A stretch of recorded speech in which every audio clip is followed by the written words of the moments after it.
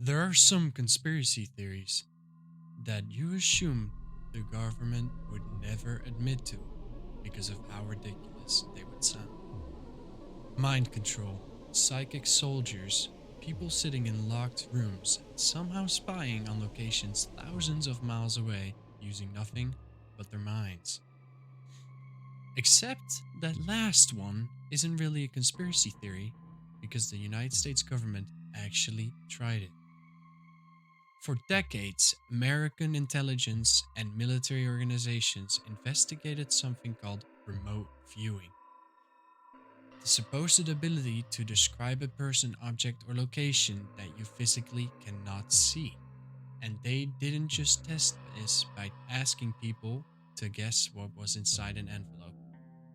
Remote viewers were pointed at Soviet military facilities during the Iran hostage crisis.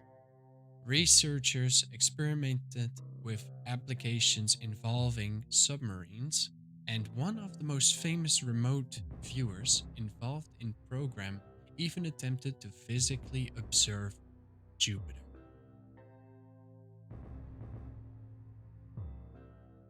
Yes, the planet. So today I want to answer two questions. How did the United States government end up spending years investigating psychic spies? And more importantly, did any of it work? To understand why anyone took this seriously, you need to understand the paranoia of the Cold War. The United States and Soviet Union were competing over basically everything: nuclear weapons, submarines, satellites, surveillance, and space. If something had even the slightest chance of providing a military advantage, neither side would want to discover that the other country had figured it out first. And apparently, that included psychic powers. American intelligence reports were paying attention to Soviet and Eastern European research into parapsychology and questioning whether phenomena like telepathy could possibly have military applications. Now, this does not mean the Soviet Union had an army of psychic reading American generals' minds. It means American officials weren't comfortable simply assuming that the whole subject was useless. Because imagine being the guy who says psychics aren't real, ignore it. And then 5 years later, the Soviets have some dude in a basement mentally staring at your nuclear missiles. Just think about that. That's going to look terrible on your performance review. So, in the early 1970s, the CIA became involved in research investigating whether people could somehow obtain information about distant locations without normal sensory access. A lot of that early research took place at Stanford Research Institute, or SRI, and two researchers heavily associated with it were psychologists Hal Puthoff and Russell Targ. And then there was a man named Ingo Swann. Swann became one of the most famous figures in remote viewing history, and the basic experiment sounds incredibly simple. Imagine I put you in a room. Somebody else secretly chooses a location. You don't know what it is. You can't see it, you can't talk to the person who chose it. And then I ask you, what do you see? Maybe you say something tall, metallic, water, a large open area, and then the target is revealed to be the Golden Gate Bridge. That sounds impressive, but there's an obvious problem. If I let you make 50 vague guesses, chances are a few of them are actually going to sound correct. So, researchers tried a different protocols designed to separate genuine anomalies, information from coincidence sensory clues, or people simply interpreting vague statements after the fact. And this became the central problem throughout the entire story because remote viewing history contained some results that supporters considered extremely impressive. But the real question isn't, did somebody ever make a weird, accurate guess? It's, could they do it reliably enough that you would trust the information? And eventually, the government decided to test that question using targets that actually mattered. One of the most famous early stories involving a remote viewer named Pat Price. Price was asked to provide impressions related to a Soviet research and testing facility near Semipalatinsk.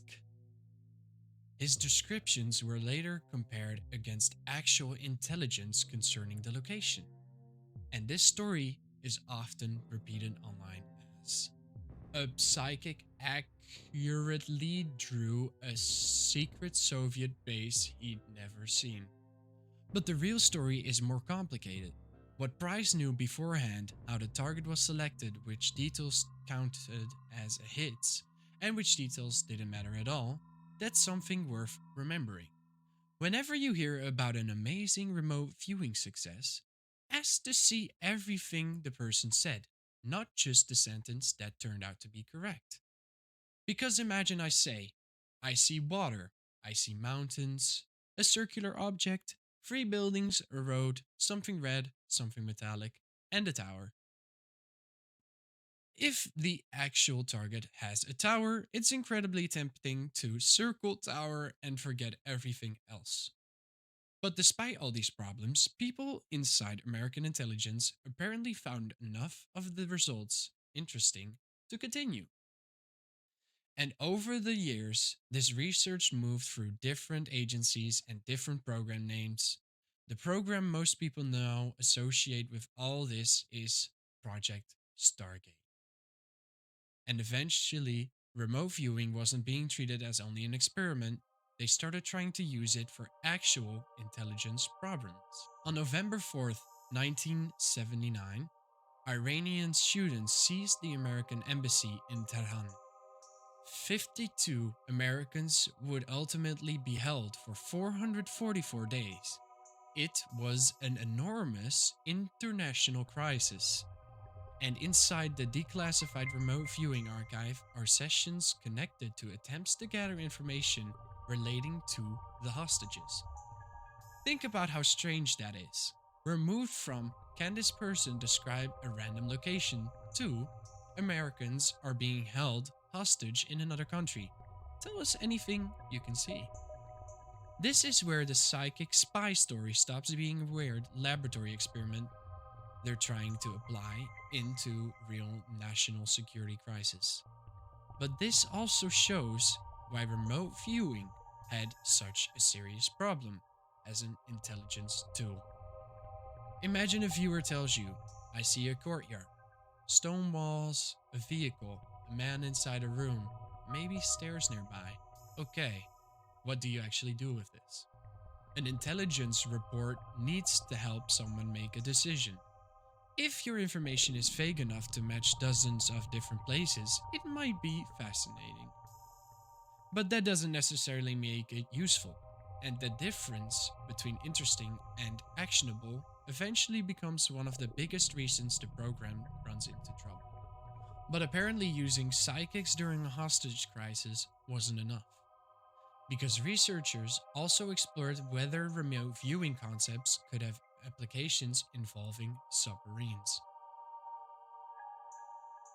There are declassified records discussing experiments involving long distance remote viewing and submerged submarines. Which one of those sentences that became much funnier when you remember this isn't somebody's screenplay? These are real documents. And I want to make an important distinction here. A government document describing an experiment does not mean that experiment worked. Governments test weird ideas all the time. Government investigated it. It is not the same sentence as government proved it. But just the fact that researchers were seriously exploring this tells you how open-ended these programs became. They weren't really asking whether somebody could describe an object behind a wall. They were asking whether whatever this phenomenon was could have military applications. And somehow, even the ocean wasn't far away enough, because Ingo Swann decided to aim considerably higher.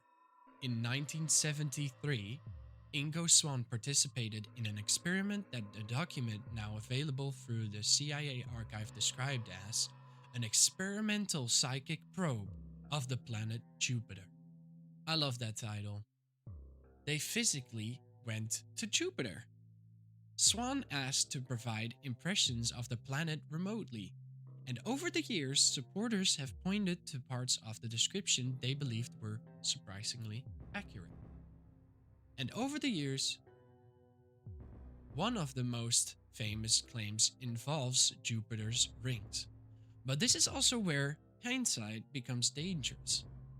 If somebody gives you a long series of impressions and you later compare them with discoveries made about Jupiter, it's incredibly easy to focus on whatever sounds similar and ignore statements that don't. So I wouldn't tell you that Ingo Swann physically discovered Jupiter's rings. That's a much stronger claim than this evidence supports. What is undeniable is that the experiment happened. A man associated with the US government funded psychic research sat down in 1973 and attempted to remotely observe another planet. And the resulting account is now sitting in a declassified government archive for anybody to read. Honestly, even if every psychic claim in history was wrong, that's still incredible. And now we get to the uncomfortable part. Did remote viewing actually work? Depending on where you look online, you'll get two completely different answers. One side says the CIA provided psychic powers exist. The other says it was completely fake and produced absolutely nothing. The actual history is much messier. By the 1990s, the program was subjected to major outside evaluations. One of the experts involved was statistician Jessica Utz. Another was psychologist Ray Human. Human? Wait, He-Man. Human. Don't quote me on that. And they disagreed about what experimental research showed. Utz argued that some of the results provided statistical evidence of an anomalous effect. Human remained unconvinced that the evidence established psychic functioning. But when you can move away from laboratory statistics and ask the questions the intelligence community actually cared about, was remote viewing useful for gathering intelligence? The answer becomes much less impressive. The final evaluations concluded that the information produced by remote viewing had not demonstrated enough value or reliability for operational intelligence use. And that makes sense when you think about the standard an intelligence agency actually needs. Let's say your remote viewer is correct 30% of the time. That sounds unbelievable, but you don't know which 30% is correct. They tell you the hostage is in building A. Maybe they're right. Maybe they're wrong. Would you risk soldiers' lives on it? Probably not. And that is the brutal difference between demonstrating something weird in the laboratory and creating an intelligence tool you can actually trust. Which leaves the question I find most interesting.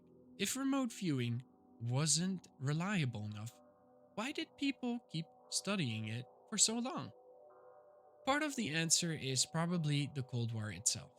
If there's even a tiny possibility your enemy is developing a capability you don't understand, completely ignoring it feels dangerous.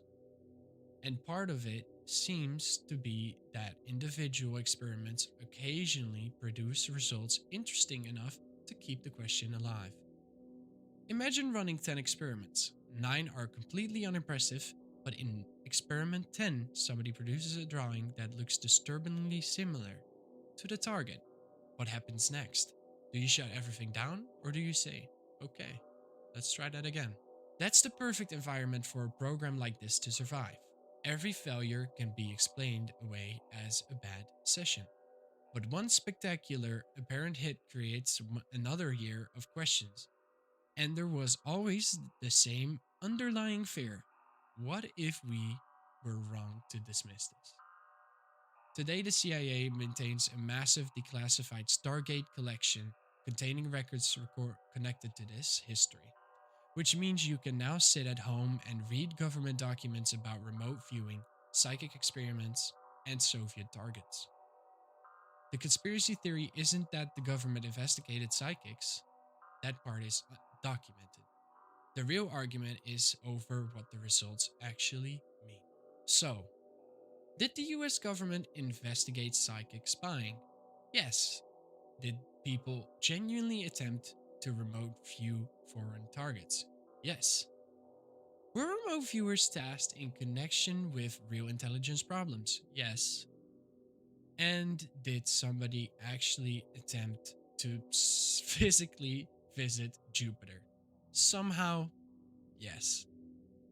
But did the government develop a reliable army of psychic spies? The evidence we have doesn't show that. Ultimately, remote viewing failed the most important test. The information wasn't dependable enough to become a trustworthy intelligence tool. But I think that's what makes Stargate more interesting than most conspiracy theories. Because normally the story is, what if the government secretly did this insane thing?